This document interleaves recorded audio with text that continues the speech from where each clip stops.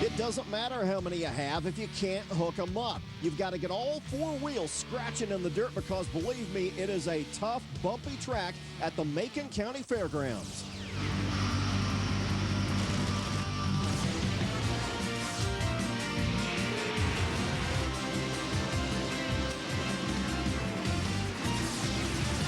I think of a good pulling truck. This is what goes through my head. A 1-ton, maybe a 3/4. You got four-wheel drive, got your bed liner, and even a toolbox in the back. But that's not what we're talking about today. Hello, everybody. I'm Stephen Cox. We welcome you to the Show Me Showdown. It's the next stop on the Lucas Oil Champions Tour here in Macon, Missouri. What have we got today? The Mudslingers. 1,500 horsepower, 10,000 RPM, because coming up next, it's the Pro Mod 4x4s.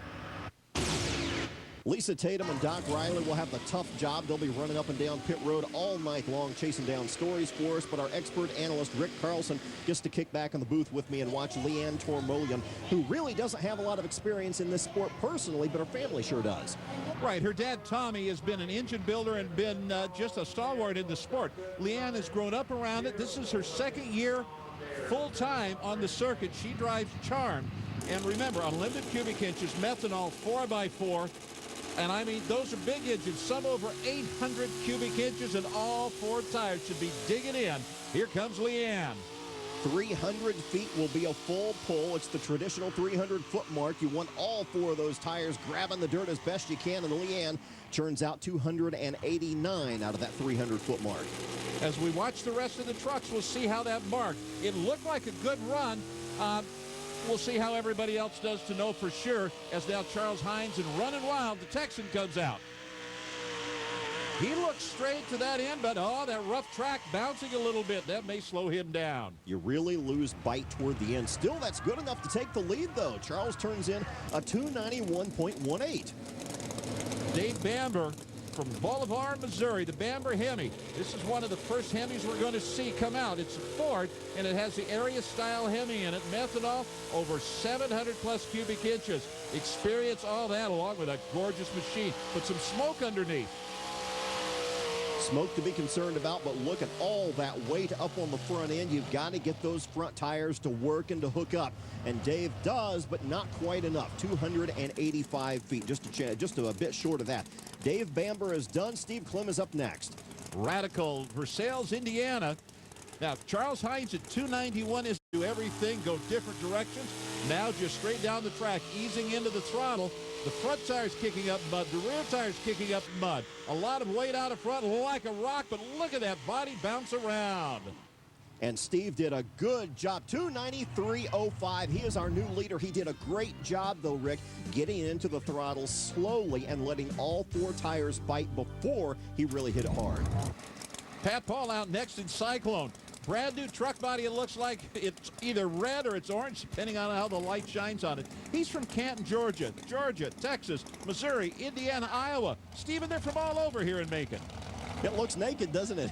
You take a look at it and you think, well, gee whiz, at least put the headlights on. But that's a hard-working driver when he gets his truck ready at the very last minute and doesn't even have time to finish the decals yet. He's pulling down there. It looked okay. Then the sled got heavy, and he was all over the spot. 290 feet, put him up in the top 4 or 5, but no, not enough for the lead.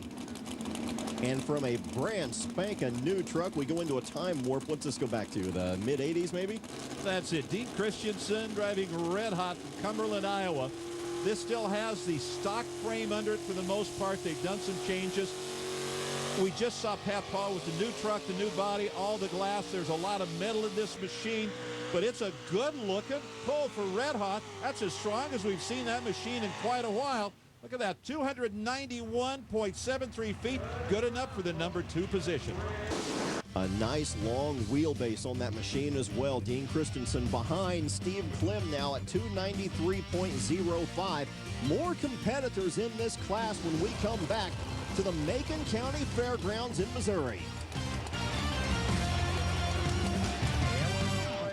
Show Me Showdown. This ESPN2 presentation of the Lucas Oil Champions Tour is brought to you by Lucas Oil, the world leader in heavy-duty and high-performance lubricants. And also by Dixie Chopper, the world's fastest lawnmower. Jim Bosch had an opportunity to sit down and talk with our own Doc Riley earlier today. Let's check in with Doc. In the highly competitive 4x4 class, this guy kind of stands alone from time to time. Jim, how many years you been pulling? Well, we've been doing this for 25 years already. Why stay with it? Well, because it's a lot of fun, and I got a younger son that's getting into it named Daniel, and he's been driving a lot. But on the national circuit here in the Lucas Oil Series, I've been doing the driving. What keeps you coming back? I mean, you say fun, there's a lot of good people around, but, you know, is it the thrill in the seat, the challenge every night to read the track? What exactly kind of makes it all happen? It's a thrill in the seat, driving, and the competition. I got a competition bug in me. Let's get to the nuts and bolts. What about the truck? Well, this is a 04 Chevy here, 650 cubic inch, naturally aspirated on alcohol. We push out about 1,300 horse in it. And we run about a 20-to-1 gear ratio out of it with 34/18 tractor-type tires on it. I think I know, Doc, what keeps him coming back for so many years. After a quarter of a century, you've got so much money in it, you can't quit. You have to keep coming back and follow your money somewhere. Midnight Raider. Now, we had a close look at that 650 cubic inch Chevrolet engine. Those aren't carburetors. Those are fuel injectors on the top. And Jim Bosch going to the right, now back to the left at 298. That's good enough for the lead. He knocks him off. Steve Klim was at 293.05, and that was really a good pull. We had only had two other competitors over the 291 mark, and he comes in and knocks this one out. The General Tire replay, you saw him ease into the throttle. Everything was rolling. Then when he stopped on the throttle, it started shooting the mud up, throwing it off all four tires. A little crooked at the end, but still good enough for the leader at this point. And again, if nobody goes 300 feet, then hey, we'll take whoever can go the farthest. And Jake Zarian has a chance to do it next out of Fillmore, Indiana. Jake, one of the characters that's out here. You can see clear out at the front. That looks like the bottom side of one of those Dixie choppers with the blades on it. The world's fastest lawnmower. He'd like that fastest lawnmower to lead the longest pull on his Dodge Dakota truck. Crazy Jake coming out the Dixie chopper machine. Earlier we saw some bouncing, and we're seeing it again. Jake then has to double clutch in the throttle, back out of it, back in it, and I don't know how it's going to affect his pull. Well, did a great job recovering from that early in his run, but by that time, the Ironman had moved the sled forward so far that the weight just killed him, so he pulls up short at 293. That would have been good enough for the lead, not now. Jake Zarian was in second spot. Now Ken Samet from Cooperstown, Illinois. Illinois Thunder. This is one of the older trucks, but it's still very, very strong. You can see him. It looks good. He was going to the right. Comes over a little bit, but he's in some of that loose stuff, and more mud spitting up in a shorter distance. 289, not going to help. Randy Nelson is up next on a family affair out of Jacksonville, Illinois. He is looking to top 298.36 feet. That run belongs to Jim Bosch, and he is our leader at the moment. You just saw a shot of Randy with his hands up in the air. That lets the hooker know that he has nothing on the throttle. It's okay to hook the truck up. And now he's got the sled. It's hooked. The family affair going to the right again, like we've seen. He pulls it back over, but 291, not enough. You know, he made a lot out of that because the truck really started to get squirrely on him at the end of that run. But still, again, 291, not really close. We've had 4 or 5 drivers in that bracket right now. Danny Hunter is next on Knight Rider. If you take a look out front, that looks like where the bumper would be. That's the weight box. It's the silver fuel tank above it, but you see little wheels down on the bottom of that weight box. That is as they go in and out of the Coliseum and the facility, they don't scrape. That will allow it to clear, and he can keep rolling. But rolling is what he needs to do instead of the bouncing. Danny Hunter, 273, way back in the pack. And 5 competitors remain in the Pro Modified trucks. Cody Lewis and all fired up will be next when we return to Macon. 50th annual Show Me Showdown presented by Generac. I'm Stephen Cox along with Lisa Tatum, Rick Carlson, and Doc Riley. We welcome you back. The weather is absolutely perfect. And first up, it's Cody Lewis. Cody Lewis all fired up. Macon, Missouri, the local racer. He is experienced. He's a crowd favorite. He's easy to talk to, and he's also one of the toughest pullers on the circuit. Look at that machine. Not a problem at all. Straight down there, no bouncing, no mud. And our first full pull. And you hear it from the crowd over that one, Rick. He needed 298.3 feet, and he got much, much more with a very nice run. You know, Cody has finished at this particular event very, very well in the past, and he knows this track. You just look at this, and if you were going to write how you drove for a perfect run, this would be a Cody Lewis just as straight as it could be. He eased into it, a little bit of mud. He's staying up on top of the track and all the good things until he has to shut it down. Let's check in with Lisa Tatum now. She has our Lucas Oil Puller's Profile. I'm here with the Hunters, and they're a new addition to the family. Now, Brad, I know this isn't what you were driving last year, and I know that you haven't always owned this truck, so how'd you come about acquiring the My Little Mule? Well, I was just talking to a friend on the phone back early February, and I was thinking about putting another truck together to run just full with the motor. And he said, well, let me just sell you my truck. And we just kept talking. I ended up buying it, so we put Dad back in the truck I'd been driving. And so he'd have a truck to run on the national level this year. And speaking of that, now Danny's back driving full time. How you liking that, Dad? I like this. It's a lot different than sitting watching.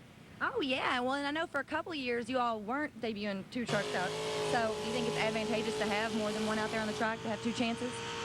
Well, it could be two headaches, but two chances is better than none.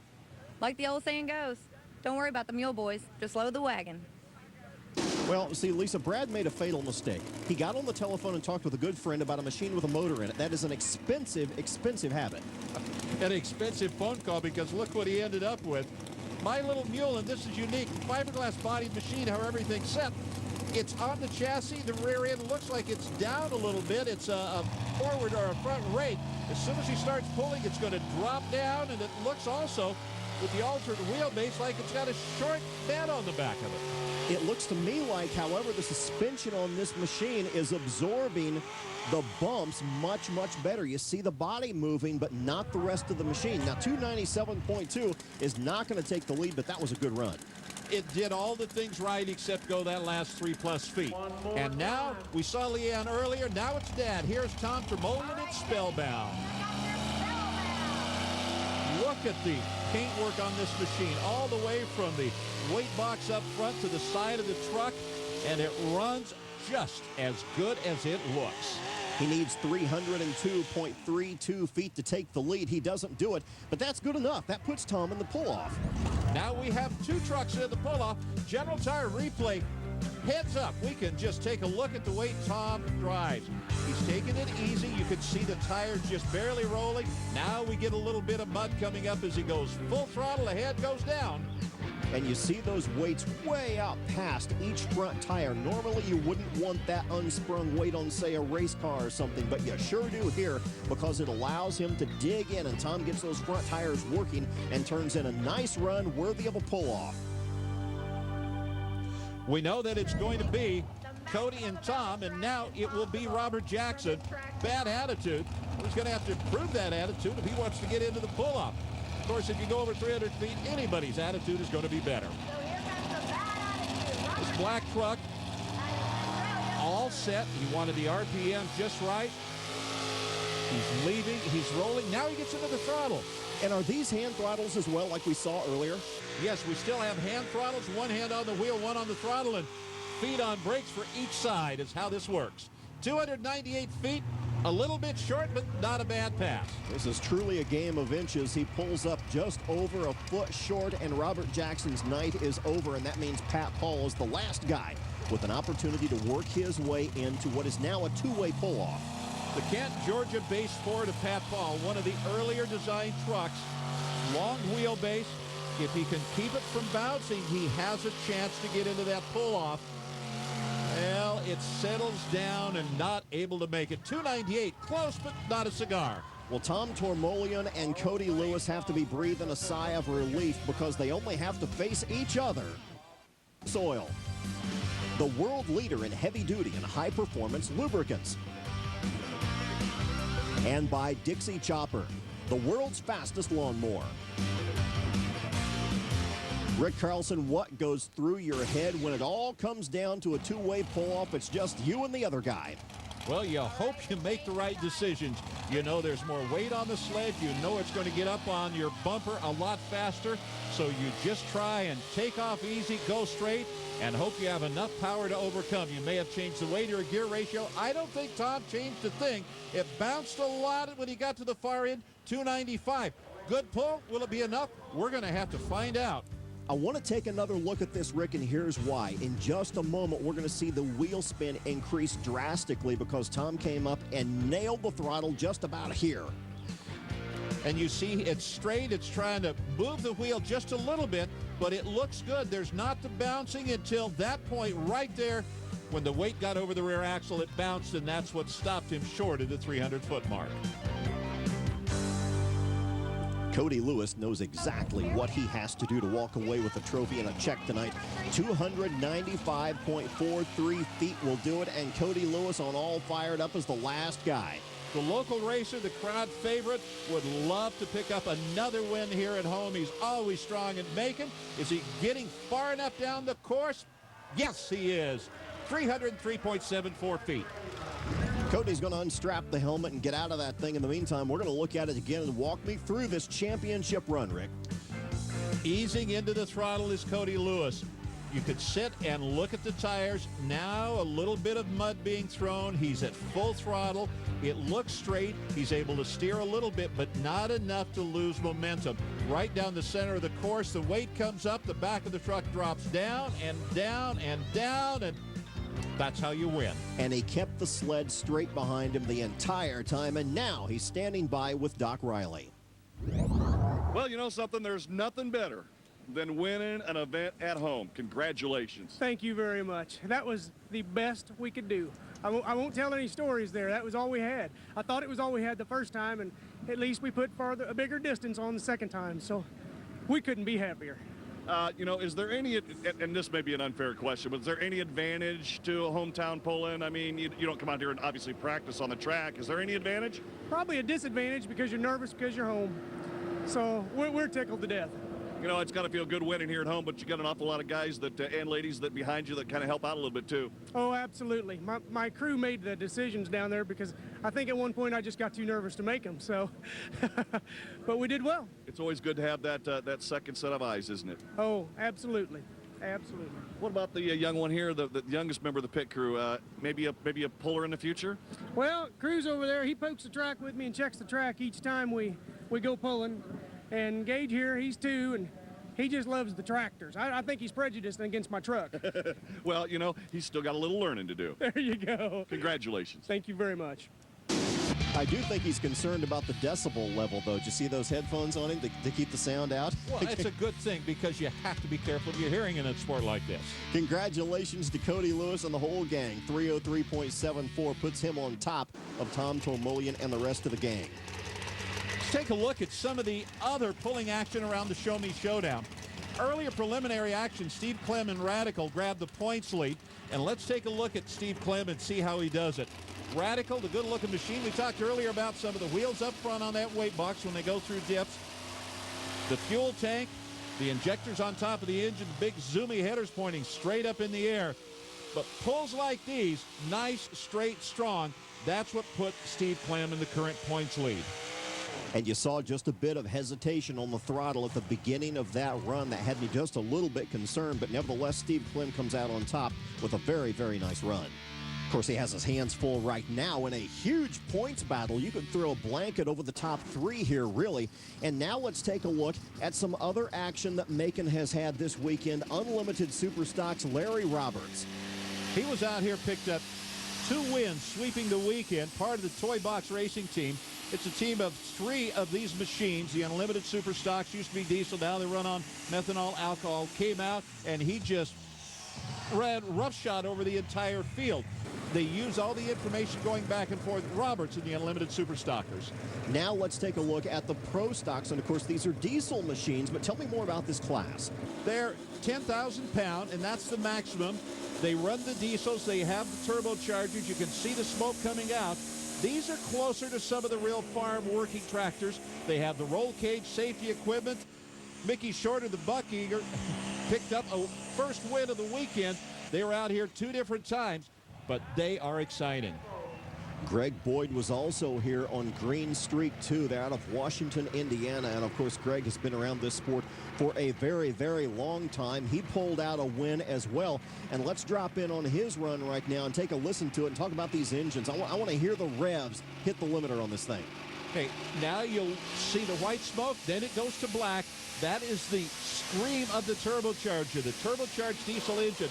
Black smoke, very consistent. It's constant. Front end dancing down there. He's not having to get on the brakes. It's staying straight, doing all the right things till the very end. That's how you win. Greg and Mike Boyd, the Lucas Oil Green Streak team, they are tough. Now, in the Super Farm class, Troy Schrodel had pretty much walked over everybody all season long until he ran into this guy, Kevin Walker. And Kevin Walker taking the win for red this time. Troy Schrodel has come out, and he was just running away with it, but Kevin Walker said, "Not so fast, young man. Let me get out here and pick up a win." It was a bouncy ride, but a good one.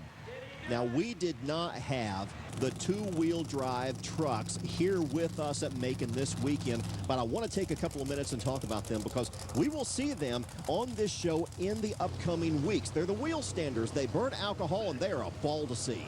Supercharged Chevys and Hemis, they'll be up in the air. It's a methanol like you see in a top alcohol dragster, a top alcohol funny car. They're going to ease into the throttle. If you look at the injector that's red right now, you'll see it just slowly opens, and then it's wide open and all the way to the floor, bouncing down there. And Jordan Nelson, 2 wins. He is as tough as anybody on circuit. You know, even though he's dominated this class, we're going to watch Tony Tatum up next. But the points battle in this division has been incredible. Tony Tatum, it's a real family effort.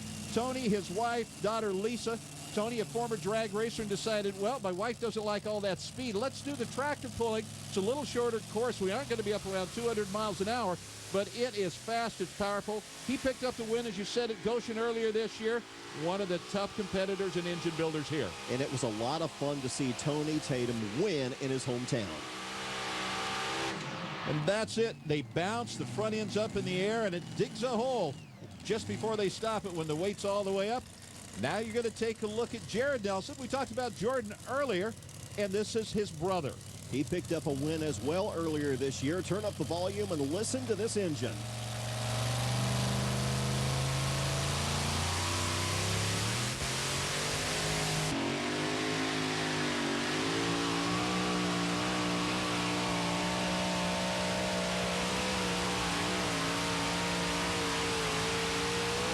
And that sounds pretty.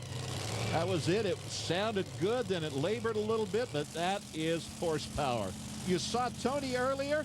You've seen Lisa on many of our shows, and here she is in her machine. She's looking for a win this year. I mean, she has come so close several times out. She is still looking for her first victory of the year, but day in and day out, she is top 5 material.